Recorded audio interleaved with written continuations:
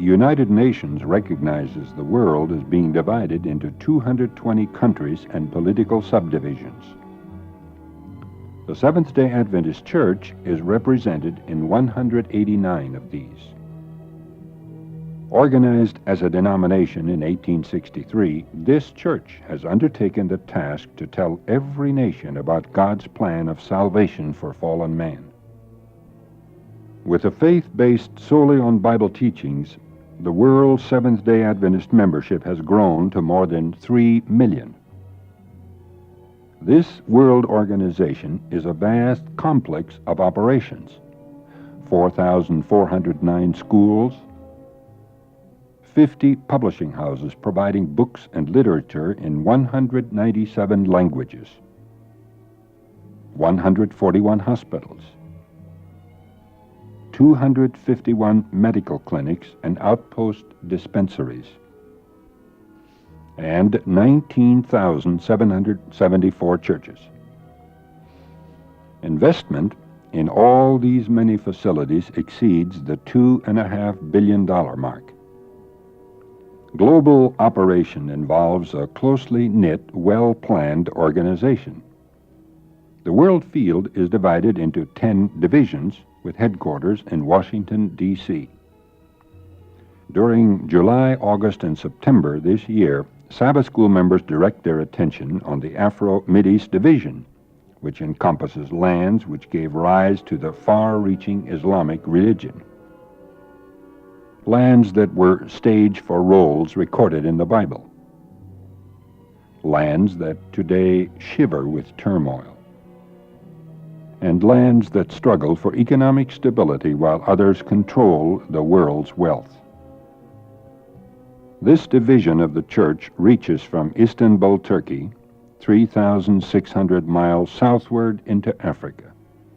It goes from Libya in North Africa, across the Sahara, Nile Valley, and Saudi Arabia to the Indian Ocean. It is home for over 250 million people. This is a vast area where Christianity has made little progress and where changing political scenes bring grave concerns. The once beautiful international city of Beirut is location for a great complex of the Seventh-day Adventist work in this division. In recent months, this city has been a battlefield.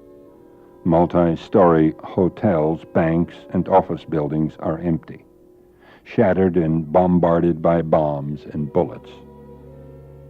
Many times, the hill where the church institutions are located has been directly in the path of fire between opposing forces.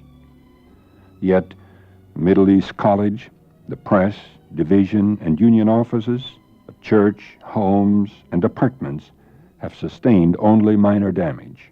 Jesus promised that he shall come again with his holy angels. We should prepare from now. Sarur, division evangelist, attracts good crowds to public meetings.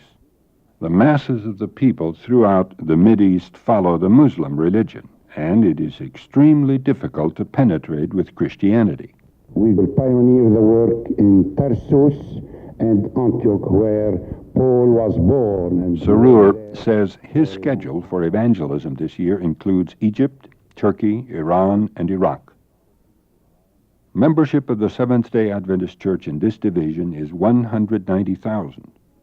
In some countries where the work was rapidly expanding only a few months ago, it is now rigidly curtailed. Several Adventist hospitals have been taken over in recent years. Some have been nationalized, some closed, and others have been returned for the church to continue to operate. In some places, members can no longer worship in churches. It is reported that this church, photographed in 1976 by Mission Spotlight, has been converted into a beer parlor.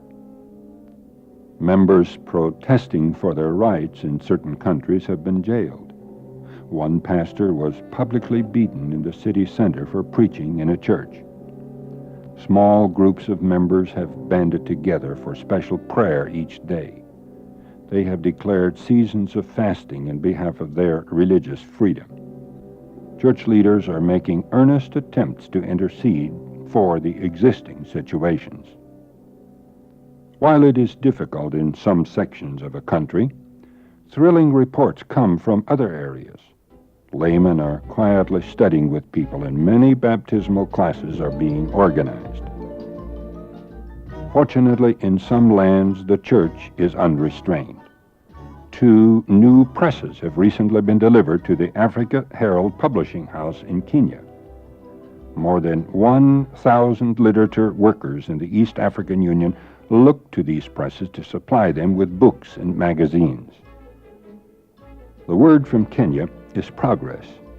Seventh-day Adventist churches and schools are spread everywhere. Houses of worship cannot be built fast enough to accommodate the growing membership.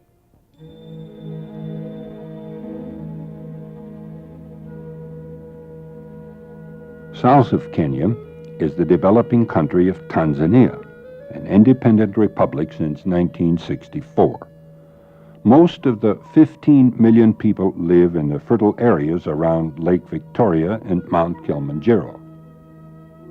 The vast central part of Tanzania is dry, semi-arid land, sparsely populated with semi-nomadic people who live on cattle.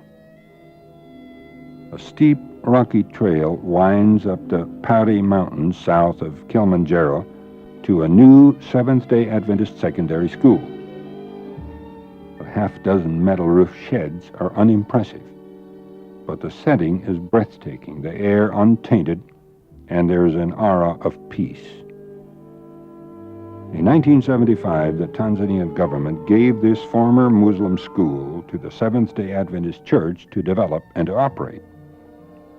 The surrounding area is a stronghold of the church. 12 miles beyond is the original mission, established 75 years ago by German missionaries who first brought the Sabbath message. Tom Chittick, the Canadian, has a degree in agriculture.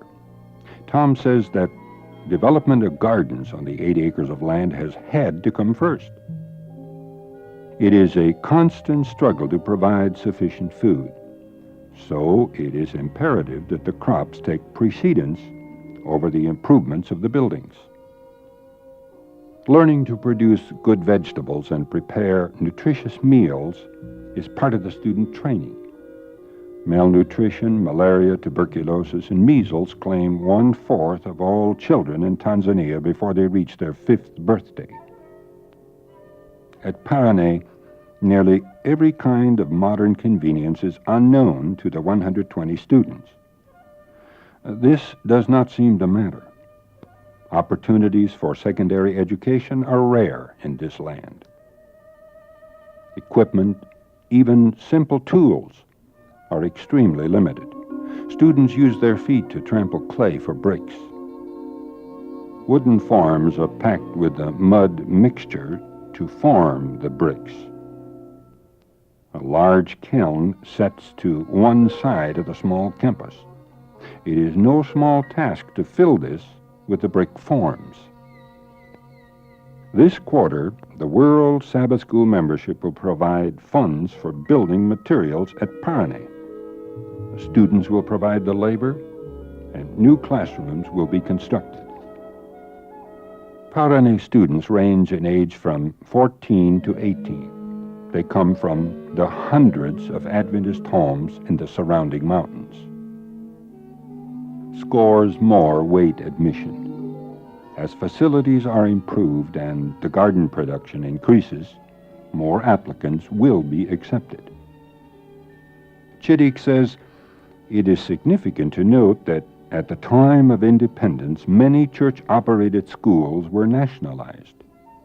Now, opportunities for the church are opening again, and no time can be lost in setting up these educational centers.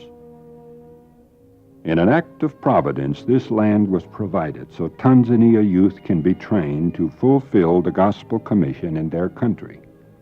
30,000 Seventh-day Adventists look to fellow Sabbath School members this quarter for assistance in their assignment. This is a Mission Spotlight report on the Afro-Mideast Division of the World Church of Seventh-day Adventists.